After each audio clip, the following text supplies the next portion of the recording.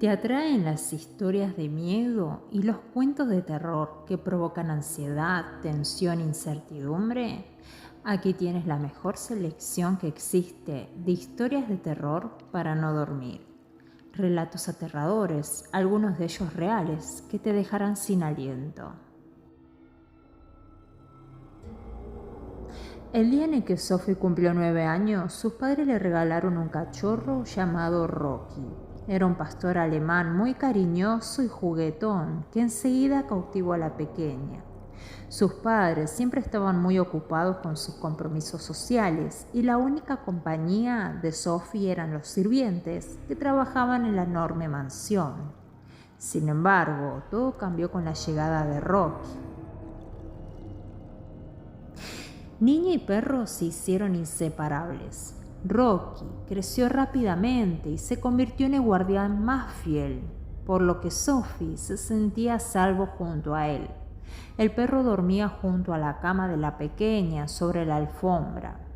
Cuando ella despertaba agitada debido a una pesadilla, lo que por desgracia solía suceder a menudo, alargaba su brazo y buscaba el cuerpo de Rocky con la mano. Él la lamía con cariño y Sophie se tranquilizaba de inmediato. Así transcurrieron las cosas hasta que, una noche, la niña despertó gritando tras sufrir una pesadilla particularmente intensa. Escuchó que Rocky gruñía y sacó el brazo de debajo de las sábanas. En unos instantes sintió los lametones sobre su piel, que se prolongaron durante muchos minutos y concilió de nuevo el sueño. Por la mañana, cuando encendió la luz tras despertarse, contempló un espectáculo dantesco. Rocky estaba encima de un charco de... Su cabeza colgaba, prácticamente seccionada, y sus tripas cubrían la alfombra. En la pared, junto a la cama, estaba escrito con sangre: no solo los perros lamen. Una criada encontró a Sophie ahorcada en un rincón de la habitación. Se restregaba las manos desquiciada y repetía una y otra vez: ¿quién lamió mi mano? ¿Quién lamió mi mano? ¿Quién lamió mi mano? Poco después, la encerraron en un sanatorio. La Llorona. Luisa era una hermosa mexicana de origen indígena. Muchos hombres suspiraban por acariciar su aterciopelada piel blanca, enredar sus cabellos rizados y oscuros como la noche y besar sus labios de fresa. Pero ella rechazaba a todos los pretendientes. No obstante, un caballero español de la alta sociedad, don Nuño de Montes Claros, consiguió conquistar su corazón. Él le explicó que, debido a la diferencia de clases, no era posible formalizar su relación, por eso escaparon juntos y se instalaron en una casita en un lugar apartado. Durante 6 años, Luisa vivió allí y don Nuño la visitaba regularmente. Tuvieron 3 hijos con los cabellos rubios y rizados.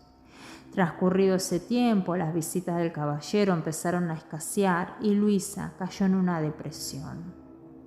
Una noche, decidió seguir el carruaje de don Nuño.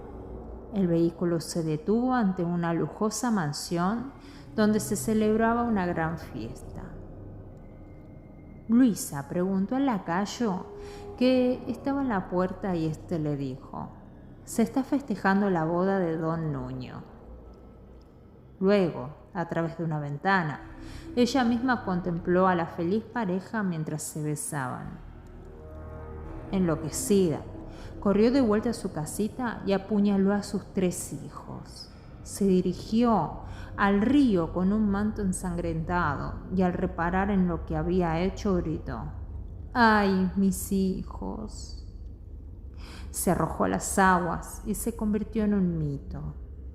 Desde entonces, muchos aseguran haber visto a la Llorona. deambulando por los parques y las calles de Ciudad de México. El espectro se lamenta eternamente por la muerte de sus hijos, emitiendo un grito escalofriante. ¡Ay, mis hijos! Ayúdame. Huyendo del acelerado ritmo de vida de la gran ciudad, una pareja decidió trasladarse con sus 2 hijos a una casita de campo, la cual se encontraba muy cerca del pueblo donde habían nacido. La casa había estado deshabitada durante muchos años y necesitaba algunos arreglos, pero el reducido precio terminó de convencerles. Los hijos, un niño de 10 y una niña de 6, se instalaron cada uno en una habitación y estaban felices por poder disponer de su propio espacio. Sin embargo, algo muy extraño sucedió durante la primera noche. Mientras todos dormían, la niña salió de su cama y se detuvo en una de las esquinas de la habitación.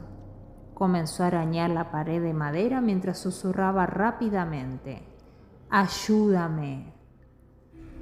La pequeña Elisa ya había sufrido algún episodio de sonambulismo con anterioridad, por lo que los padres no se preocuparon en un primer momento. Como medida de preocupación, decidieron que los niños durmieran en la misma habitación. A partir de entonces, Elisa empezó a levantarse todas las noches, después de que su hermano conciliara el sueño. Se dirigía al otro dormitorio y arañaba la pared mientras repetía: «¡Ayúdame!». Aparte de este comportamiento obsesivo, la niña se volvió muy retraída y siempre estaba triste. Tras preguntar en el pueblo, los padres descubrieron que en la casa habían vivido un hombre y su hija. Al parecer, la niña se había perdido en el bosque y su padre se suicidó poco después. Preocupados y asustados, los padres de Elisa tomaron la decisión de retirar algunos de los paneles de madera que cubrían la pared y que su hija arañaba. Detrás de ellos encontraron un pequeño esqueleto con las manos atadas. Leyendas de terror españolas. En España, muchas historias de terror para no dormir se han acumulado tras siglos de cultura a lo largo de toda su geografía, transformándose en mitos que acaban transmitiéndose de generación en generación. Las leyendas de terror españolas que se detallan a continuación son historias reales de miedo que fueron documentadas en su momento por diversos medios de comunicación. El duende parlante, Zaragoza. La noche del 27 de septiembre de 1934, mientras los residentes del edificio situado en la calle Anselmo Gascón de Gótor número 2 ya dormían, resonaron unas estridentes carcajadas en la escalera, entre los pisos primero y segundo. Aquella fue la primera vez que se manifestó el duende parlante.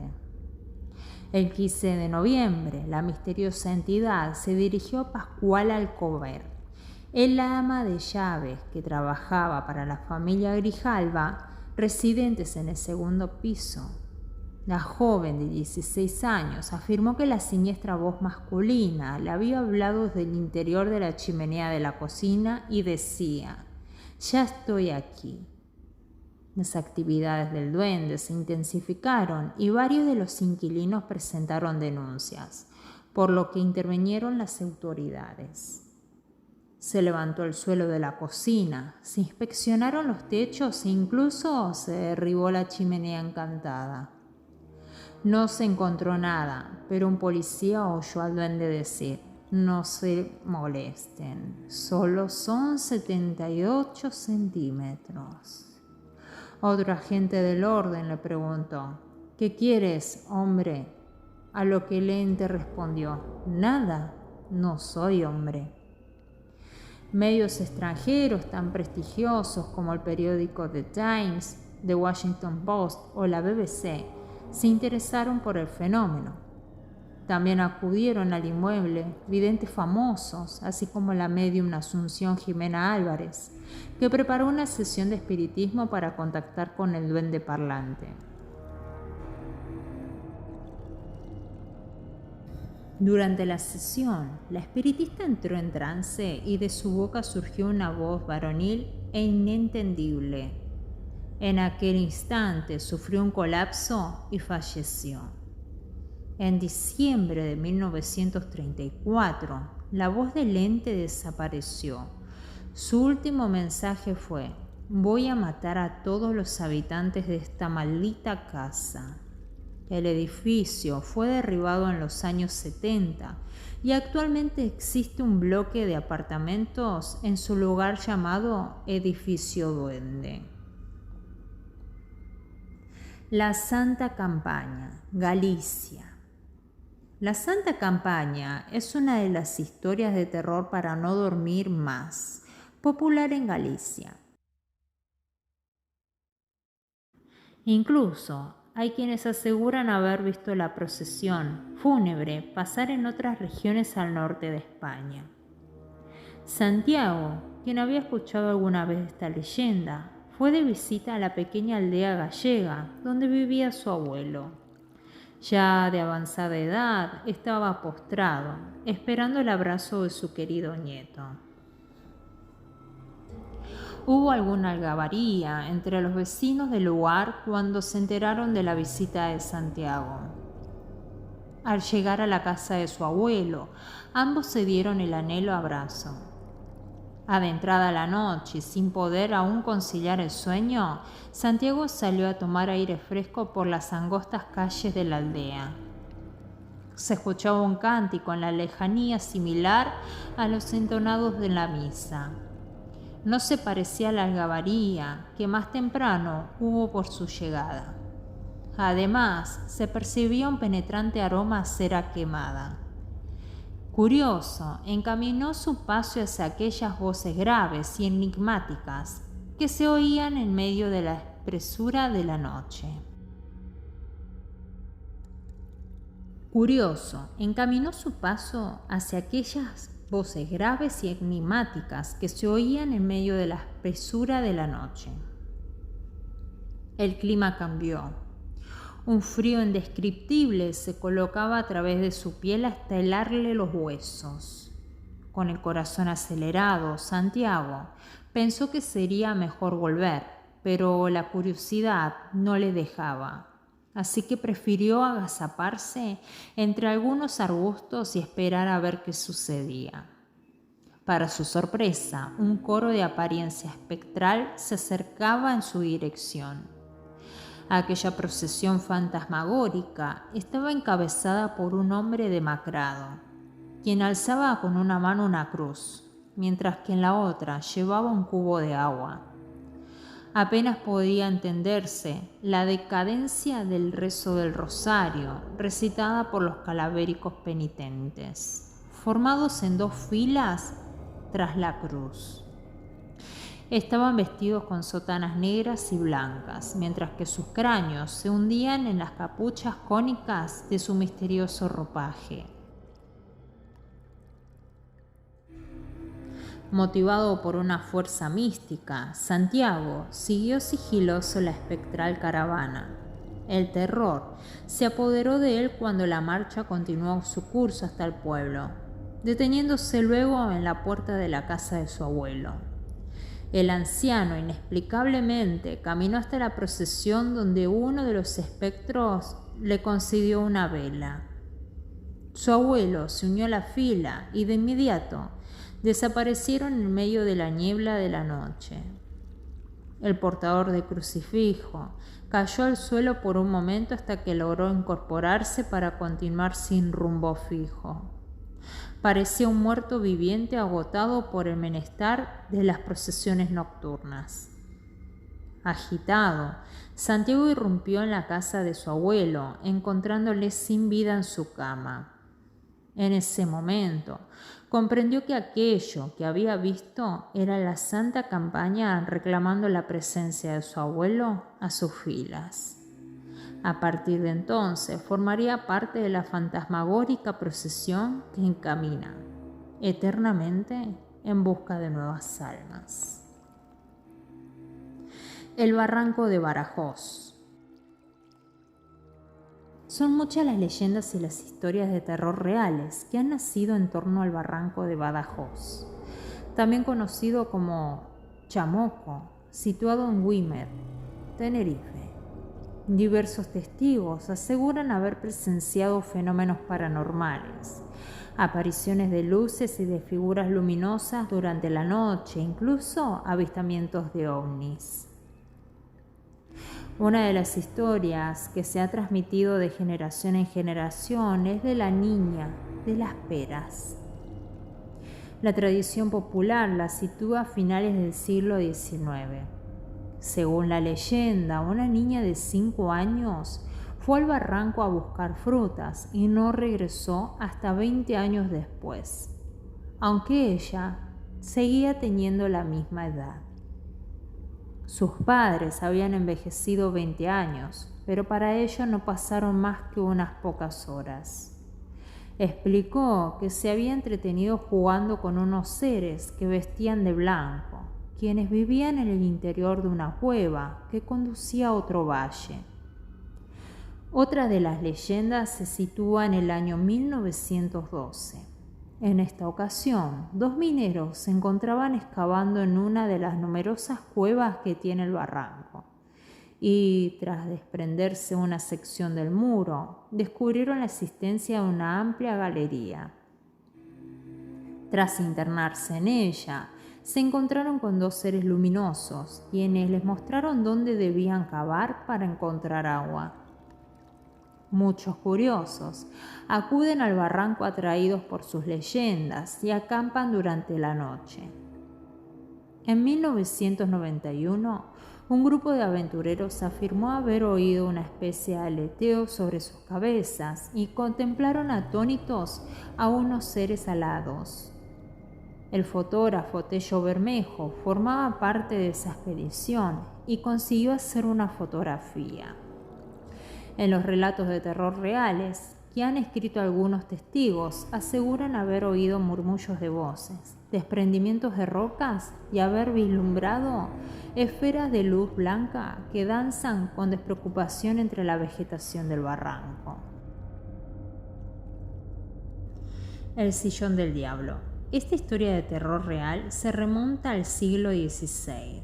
En el año 1550, un estudiante portugués llamado Andrés de Proaza empezó a demostrar un gran talento en las clases de anatomía. A pesar de tener solo 22 años, también llamó la atención de sus maestros por los conocimientos que poseía. Durante el curso desapareció un niño de 9 años de edad, que fue visto por última vez cerca de la casa del estudiante.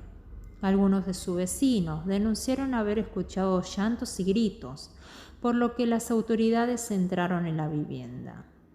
En el sótano encontraron al niño descuartizado, además de restos de animales y una gran cantidad de material médico. Andrés de Proaza confesó el crimen y explicó que poseía un sillón que le permitía contactar con el diablo y a través de él obtenía una mayor sabiduría médica. Según comentó, el sillón había sido un regalo de un nigromante. Además, advirtió que solo los médicos podrían sentarse en él, pues cualquier otra persona moriría a los 3 días. El estudiante murió en la horca y el sillón fue guardado en un almacén de la Universidad de Valladolid. Años después, 2 hombres murieron tras haber tomado asiento en el llamado sillón del diablo, y su leyenda fue cobrando fuerza. Gracias por haber llegado hasta el final. Deja tu poderoso like y un comentario de cuál de estas historias te gustó más.